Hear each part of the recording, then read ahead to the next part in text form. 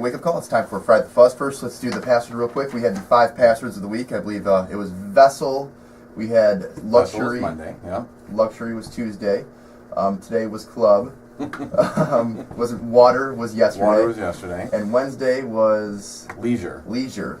So we had my first guess to you, Emma Broff here, was Cruise, and we had 1, 2, 3, 4, 5 Cruise guesses. Okay. 1 Club Med guess, 1 Mediterranean guess.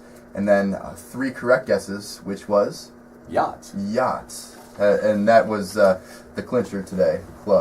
Yacht Club was my clincher. So now I'll toss over to Michael Greene. He's got Friday the Fuzz. All right, Derek, thank you very much. In studio with us today is Elgin's Chief of Police, Jeff Swoboda. Welcome, Jeff. Thanks for joining us. Thanks for having me. Happy Friday, everyone. Happy Friday. It's been a relatively quiet week, which is good. It's been spring break week, but yeah, it has been relatively quiet. And we talked, I'm not going to wood, right? Spring break, anything special with that? Hype up patrols? Do you talk about things a little bit more, or just... our school resource officers are around the police department more, so they're out being able to get caught up on a lot of the paperwork that they've been having in the schools. But no, for the most part, and with the weather being what it has been, with the maybe spring will someday get here. Yeah. No, it's been kind of just steady. Curious to hear this morning that there was snow and accidents and roads were bad and like more eastern part of about the Chicago. 53 border, 53. Really? I didn't see any of that. That's nice. Yeah, it's getting old. We had an earthquake in Lake in the Hills. Yes, yes, you did. Up by me. Nobody hurt, no damage, so that's good. Sitting in my house and I'm like, bam. Oh, you felt it? I don't know that I felt it as much as I heard it. Oh, okay. And it just sounded like a truck either hit our house or our next door neighbor's house. Like a semi-truck or something. Yeah. What is that? And I kind of sat up and listened more closely and nothing. I was like, I don't know what that was. Right.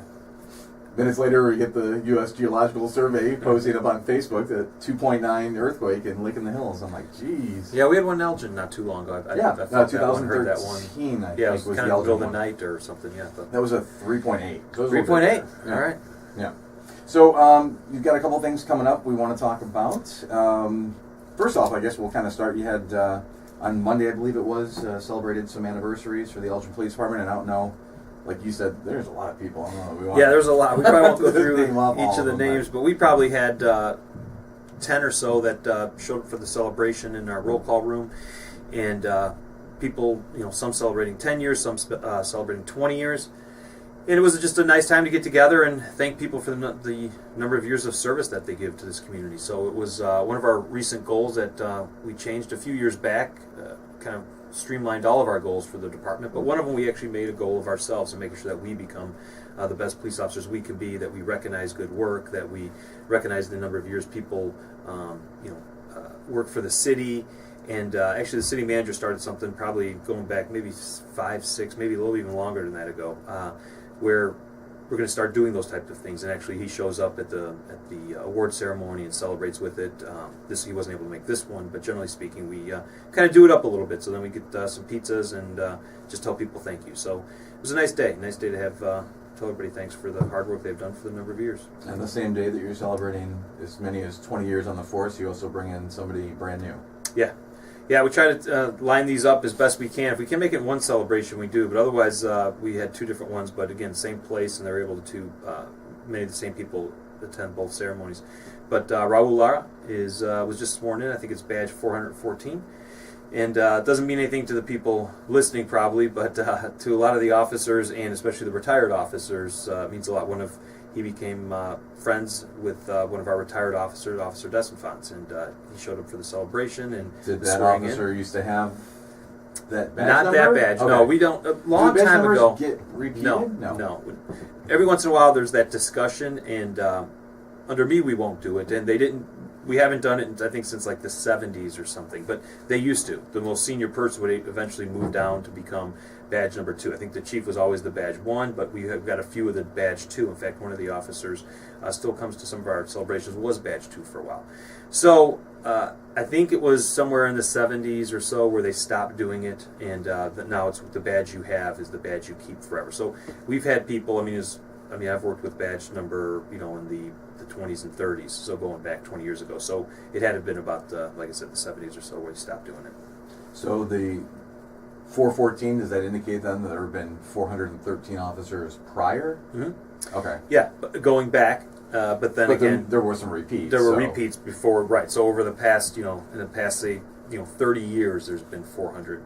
And any idea on the total number of officers that have ever been in? No, I've heard Chief Fahey talk about that at one of their ceremonies, and that's a neat idea, that how many people have actually taken the job as far. So that might be something for our Citizens Police Academy Alumni Association. There you go. Do some research for you. Exactly, because they're great. They love getting involved in that. And Brian Lawrence and Christy Schmidt running our museum. They have all the old photos, or at least most of them. And that would be a pretty neat one to see how many actual people we've had as police officers. And you can pretty much do the show by yourself. You just segue to your own thing. You talk about the Citizens Police Academy. Yeah, we said it was kind of a slow week this week as far as we didn't do many press releases. There wasn't a whole lot. I think you've done this for a couple of years or something. Gee. Yeah, right. The Citizens Police Academy is coming up, I think, April 9th or so. You can go check our website. But again, that's the 8-week program that happens. It's about 3 hours every Thursday. And fantastic program, going through everything that pretty much that officers go through. Obviously, the officers go through months and months of training, but this one puts people on how to do a traffic stop. What does our canine do? Why does it take so long to sometimes get a search warrant for a drug house? What do our rope officers do?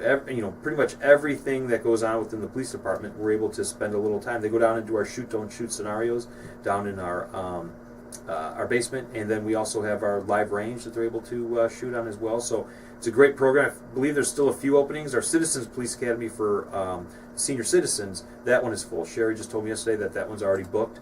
We do two different ones. The senior one we do in the mornings. It's a little bit easier to get everybody to the station. Or just the general one is on Thursday nights. Again, I think it goes from about 6 to 9. And all the graduates get badges and zip cuffs. In cups, yes, and they go out on patrol and just take them squad car. They can drive the bat. There you they go. get a license to drive the bat. I had my Monday Chiefs meeting, and actually that was what some of them a while ago. Commander Lally organized when she was on the, I believe it was on the afternoon shift, organized the Citizens on Patrol, where there was one neighborhood, I believe it was over in the Swan neighborhood, and people came forward and they wanted to go out on patrol. So we went out with them, and everybody had their flashlights, and everybody had their T-shirts, and just was walking around. I think we probably had, I remember being pretty crowded, maybe 15 or so residents who came out, and they were just hitting different areas, and there were squad cars out there as well, and they were on patrol in their own neighborhood, so it's pretty neat. We got something else pretty neat coming up too. I'll tease it this year, but it's going to be for people who are going to be walking dogs and people who go on walks in the summertime. We just did an iDrive program. Yep.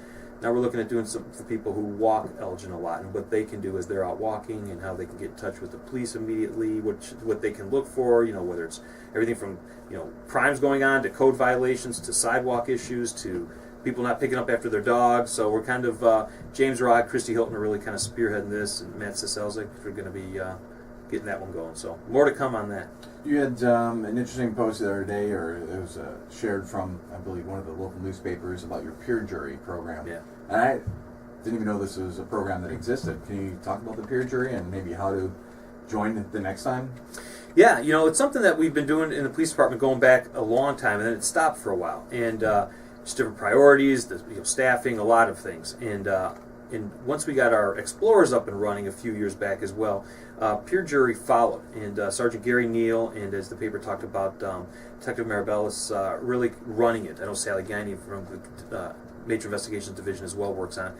But really it's for kids who do something. They commit some kind of minor crime. It can't be a violent crime. It can't be a gang crime. And they also have to own up to the crime. They have to admit it, take responsibility for it. And what the program allows them to do is go in front of their peers, which in many cases we've been using our Explorers for this, and it's a handful of them, and they decide on what the punishment is and what the person should do. But the person has to admit it, has to talk about what has occurred, and so we've really seen some great successes. It keeps people out of the criminal justice system, keeps people out of the Kane County juvenile courts, and so we're trying to do a little bit of both, and then it keeps them without having a criminal record. Sometimes just kids mess up; they need a course correction. We don't need to do, spend a lot of time in the court systems with it. And we've had some great successes. So kudos to them.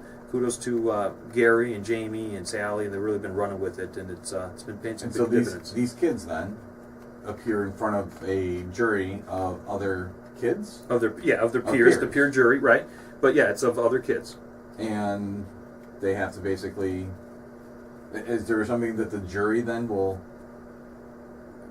basically sentence them to? Yeah. Not sentence, but like community service for 15 hours or something. Yeah, exactly. That's exactly what they do. They're able to sentence them, and a big part of it is kind of the questions that are asked from their own peers. Why did you do it? Did you think about this? And then just there's a nice back and forth that goes between the two. So it's obviously not like a real court system where there are obviously lawyers and things going on, but it's just there's a owning up to it, standing up in front of your peers, saying, "Yeah, I did it. I'm sorry," and taking responsibility for it. What types of crimes go before a peer jury? A lot of minor stuff. Minor thefts can go there.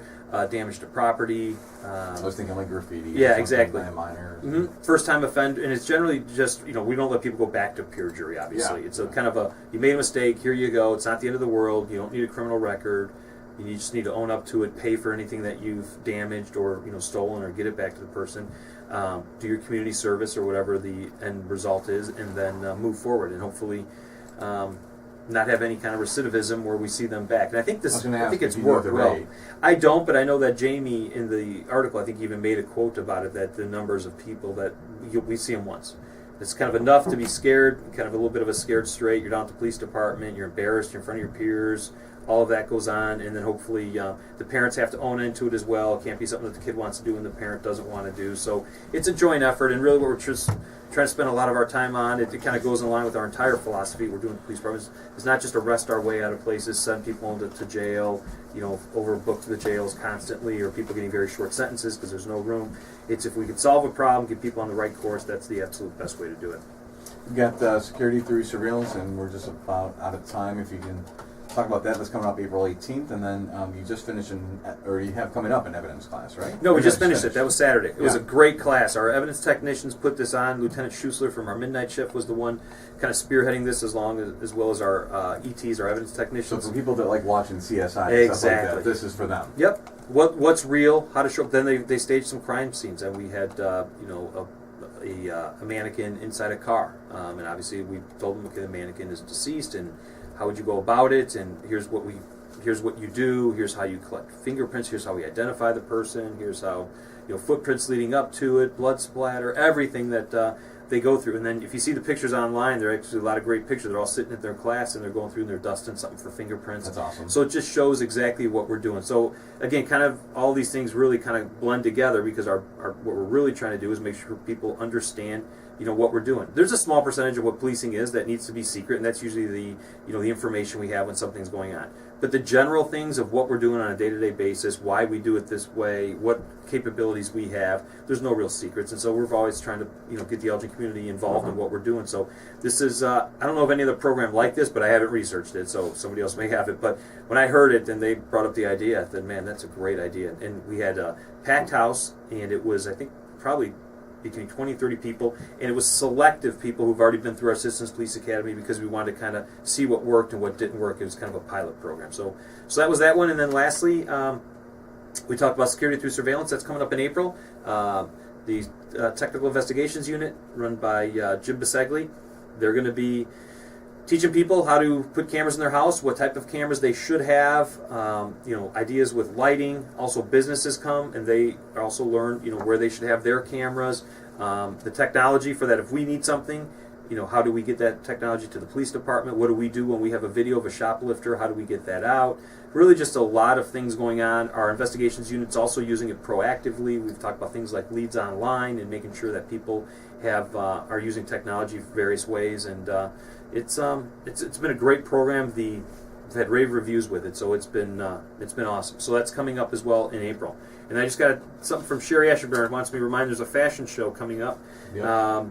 We've been talking about it. You've been hitting on it? Okay, perfect. So everybody knows to call the township to register, and 741-2045, 741-2045, and register for that May 7th fashion show. It'll be a good time. Yeah, we did this. You guys did this, 4 or 5 years ago, I want to say? Yeah, it's been a little while. I remember I was with Sheriff Perez and Chris Merritt, the chief down in South Elgin. Yeah. It's gonna be a nice time. So everybody will be showing up and kind of what to look for, what their outfits look like, what kind of IDs or badges they'll have, so that if somebody comes to your door, you'll have a better idea if they're legitimate or not.